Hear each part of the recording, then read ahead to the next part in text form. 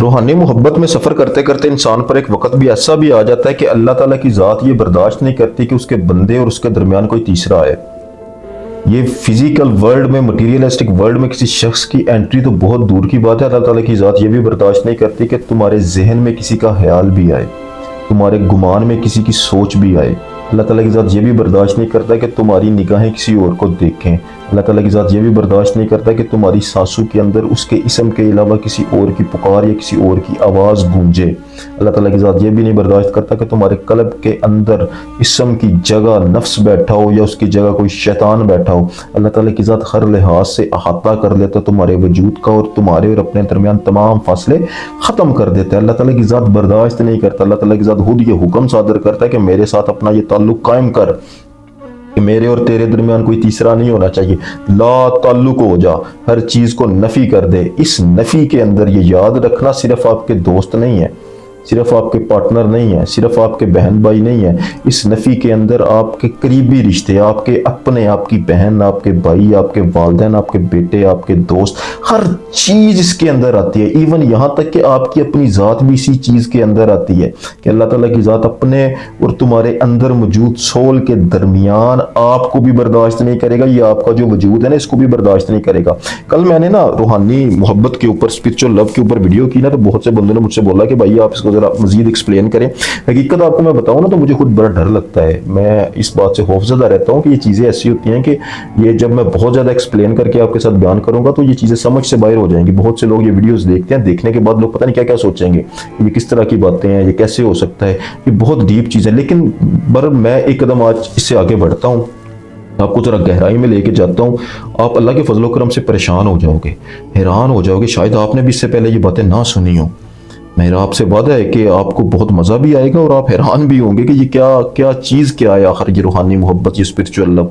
मैंने कल जहाँ पे वीडियो ख़त्म की ना, मैंने आपसे बात की कि एक ऐसी सूरत जो मलकूत की सूरत है, जो इस जहान में एग्जिस्ट नहीं करती, वो नूर वाली सूरत इंसान को अल्लाह अता कर देता है। उस रूह का आपकी ज़ात के साथ एक रिश्ता बन जाता है। उस सूरत को इंसान देखना चाहता है, उस सूरत के साथ इंसान का एक अकीदत वाला रिश्ता बन जाता है। अब बात को ज़रा गौर से मेरी सुनना कि उस रूह के साथ आपका ताल्लुक कैसा बनेगा। वो जो आलम मलकूत के अंदर से अल्लाह ताला की ज़ात आपको सूरत अता करेगी ना, अगर कोई बंदा ऐसा है जो स्पिरिचुअल लव करने वाला है या रूहानी मोहब्बत करने वाला है, जिसके नसीब में अल्लाह ताला की ज़ात ने आलम तस्बीहात भी लिखे, जिसके नसीब में अल्लाह ताला की ज़ात ने जुदाइयाँ भी लिखी, जिसके नसीब में दर्द भी लिखे, जिसके नसीब में अल्लाह ताला की ज़ात ने वो नूर भी लिखा, आलम मलकूत से वो सूरत भी लिखी। अगर अल्लाह ताला की ज़ात आपको वो सूरत अता करे, ऐसी सूरत जो इस कायनात में, जो इस डायमेंशन में एग्जिस्ट नहीं करती, तो उसके साथ आपका ताल्लुक कैसा बनेगा। इसको एक मिसाल से मैं समझाऊंगा, बहुत हैवी किस्म की मिसाल मैं आपको दूंगा, जिसके लिए मैं आपसे बोल रहा था कि आप परेशान होंगे और हैरान होंगे। वो मिसाल ज़रा सुनो। शेख अकबर अपनी किताब में फरमाते हैं, सरकार दो आलम सल्लल्लाहु अलैहि वसल्लम के बारे में उनका एक वाक़या बयान करते हैं कि नबी पाक सल्लल्लाहु अलैहि वसल्लम एक ख़ास कैफियत में थे। बैठे हुए तो अम्मा आयशा सिद्दीक़ा उनके पास जाती हैं, तो पुकारती हैं उनको आवाज़ से कि सरकार को बुलाती हैं। तो नबी पाक सल्लल्लाहु अलैहि वसल्लम कहते हैं कि कौन? तो अम्मा आयशा फरमाती हैं कि या रसूलल्लाह मैं आयशा। नबी पाक सल्लल्लाहु अलैहि वसल्लम फरमाते हैं कौन आयशा? अम्मा आयशा सिद्दीक़ा परेशान हो जाती हैं कि ये क्या बात नबी पाक सल्लल्लाहु अलैहि वसल्लम ने की है। तो वो कहती हैं कि या रसूलल्लाह हज़रत अबू बकर सिद्दीक़ की बेटी आयशा। नबी पाक फरमाते हैं कौन अबू बकर? आयशा खामोश हो जाती है, सहम जाती हैं कि ये नबी पाक सल्लल्लाहु अलैहि वसल्लम कैसी बात कर रहे हैं। तो वो कहती हैं कि हज़रत अबू बकर जो हज़रत मोहम्मद मुस्तफ़ा सल्लल्लाहु अलैहि वसल्लम के ग़ुलाम है, मैं उनकी बेटी आयशा। नबी पाक फरमाते हैं कौन मोहम्मद? आयशा सिद्दीक़ा परेशान हो जाती हैं, खामोश हो जाती हैं। वो नबी पाक की इस कैफियत को समझ नहीं पाती और वो खामोशी से वहाँ से चली जाती हैं। जब नबी पाक सल्लल्लाहु अलैहि वसल्लम पर वो कैफियत ख़त्म होती है तो अम्मा आयशा के साथ उनकी मुलाकात होती है। तो वो तलब करती हैं, उनसे पूछती हैं कि या रसूलल्लाह आज ये वाक़या मेरे साथ पेश आया, मैंने आपसे बोला कि मैं आयशा, आपने बोला कौन आयशा? मैंने आपसे बोला कि हज़रत अबू बकर की बेटी, आपने बोला कौन अबू बकर? मैंने बताया कि हज़रत मोहम्मद मुस्तफ़ा सल्लल्लाहु अलैहि वसल्लम के ग़ुलाम अबू बकर, और आपने बोला कौन मोहम्मद? या रसूलल्लाह ये क्या माजरा है? नबी पाक ने बोला कि एक वक्त मुझ पर ऐसा भी आता है कि मेरे और मेरे अल्लाह के दरमियान कोई तीसरा नहीं होता।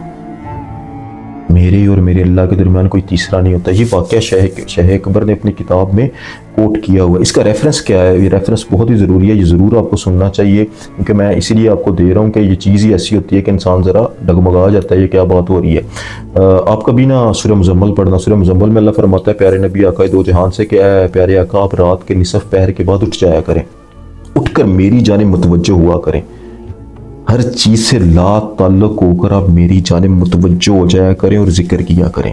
جب اللہ تعالیٰ کی ذات یہ ورڈ یوز کرتی ہے نا کہ ہر شے سے لا تعلق ہو کے میری طرف متوجہ ہو جاؤ سورہ مزمل میں, تو یہ لا تعلق ہونا یاد رکھنا. جہاں پہ لا آتا ہے نا, لا الہ الا اللہ, لا جہاں پر لا آ جاتا ہے اس کا مطلب ہوتا ہے نفی, ہر شے کی نفی کرنی ہے آپ نے, ٹھیک ہے. وہاں پر نہ کوئی آپ کا رشتہ باقی رہتا ہے, وہاں پر نہ کوئی آپ کا کوئی دنیا باقی رہتی ہے. اس لیے نبی پاک نے فرمایا کون عائشہ, کون ابو بکر, کون محمد, نہ اپنی ذات باقی رہتی ہے, صرف اور صرف رب العزت کی ذات ہی آپ کی ذات کے اندر ویکن ہوتا ہے اس وقت, جسے تصوف کے اندر دیدار الہی کہتے ہیں.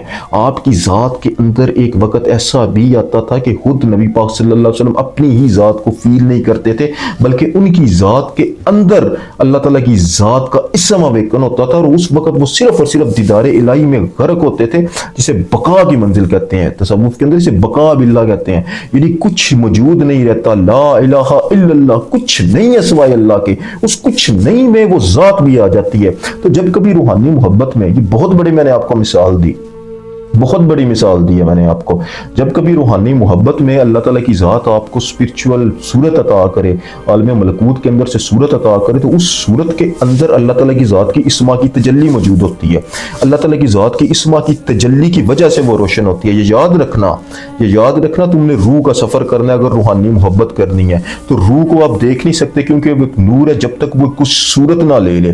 اس کو صورت لینے کے لیے کوئی آئینہ چاہیے. تو عالم ملکوت کے اندر جب وہ صورت آپ کو نظر آئے گی, وہ آپ کو اسپرچول جرنی کروائے گی, وہ آپ کو سارے دیدار کروائیں گے. جب آپ کے ساری کی ساری اندر لطائف روشن ہو جائیں گے, وہی والی صورت انسان اپنی ذات کے اندر دیکھتا ہے, وہ صورت انسان کے اندر سما جاتی ہے, اور اسی صورت کو انسان اپنی ذات کے اندر دیکھتا ہے. یا دوسرے الفاظ میں جیسے سلطان فخر نے فرمایا ہونا کہ وہ والی صورت, وہ والی جو صورت ہے وہ تمہاری صورت کے ساتھ بدل جاتی ہے. آپ کی روح, اس کی روح, وہ والی جو صورت آپ کو نظر آ رہی ہے نا, آپ کی روح اس شکل کی صورت اختیار کر لیتی ہے, بدل جاتی ہے, اسم کے ساتھ, اور صورت کے ساتھ, روح کے ساتھ بدل جاتی ہے. وہی صورت آپ کی ذات کے اندر اتر جاتی ہے. اور یہ جو آپ کے ساتھ رشتہ قائم ہوگا نا, یہ جو صورت بدلنے والا رشتہ ہے جو روحانی سفر میں آپ نے کرنا ہے, جسے ہو بہو کا سفر کہتے ہیں روحانیت کے اندر, اس رشتے میں آپ کا تعلق بھی اس صورت کے ساتھ ویسا ہی ہوگا جیسا نبی پاک صلی اللہ علیہ وسلم کا تعلق خدا تعالیٰ کی ذات کے ساتھ تھا. جیسے نبی پاک صلی اللہ علیہ وسلم نے فرمایا نا کہ کون محمد, وہی والی کیفیت انسان کی ذات پر طاری ہوتی ہے, یعنی لا تعلقی.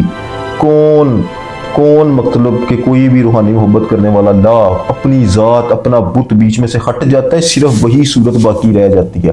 اتنا ڈیپ کنیکشن اللہ تعالیٰ کی ذات اس کے ساتھ بنا دیتی ہے جس صورت کے ساتھ جو اللہ تعالیٰ کی ذات آپ کو عالم ملکوت سے عطا کرے گا. تو جو آج کے لیے اتنا ہی کافی ہے اسپرچول لو. لیکن اینڈ پہ جا کے نا میں آپ کے ساتھ ایک اور بات کرتا ہوں. یہ جو خاص کیفیت سرکار دو عالم کی میں نے بیان کی نا, تھوڑا سا میں ضرور آپ کو بتاؤں گا کہ سورہ نجم کبھی آپ پڑھو نا تو آپ حیران ہو جاؤ کہ نبی پاک صلی اللہ علیہ وسلم جب حضرت جبریل امین سے سدرۃ المنتہا کے مقام پہ ملے تھے نا, 2 دفعہ اللہ تعالیٰ کی ذات نے سورہ نجم میں ذکر کیا. ایک دفعہ زمین پہ, یعنی وہ آسمان سے نیچے اترتے کہ 2 کمان کا فاصلہ رہ گیا اور نبی پاک نے دیکھا. لیکن اللہ تعالیٰ کی ذات نے فرمایا کہ دوسری دفعہ بھی, اس سے پہلے بھی دیکھا. کہاں پر؟ انتہا پر, منتہا کے مقام پر.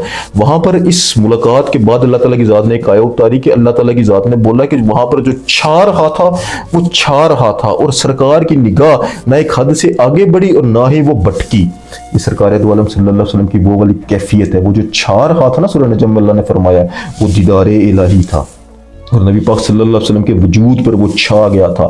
اور نبی پاک صلی اللہ علیہ وسلم وہاں پر ایک صورت کے طور پر موجود تھے, اور اللہ تعالیٰ کی ذات بے صورت تھی, اس کی صورت نہیں تھی. وہ بے صورت اور یہ صورت والا, اور وہ چھا گیا اس صورت کے اوپر, یعنی کوئی شے باقی نہیں رہی تھی, کوئی اور ذات باقی نہیں رہی تھی. ہر جانب اللہ تعالیٰ کی ذات نے سرکار دو عالم کو گھیر لیا تھا. اسی لیے کہتے ہیں نا کہ تصوف کے اندر کہتے ہیں نا کہ سرکار کا نور جو ہے نا, یہ بہت گہرا نور ہے, اور حقیقت محمدیہ در حقیقت. آج کے لیے اتنے, جزاک اللہ خیر و رازق.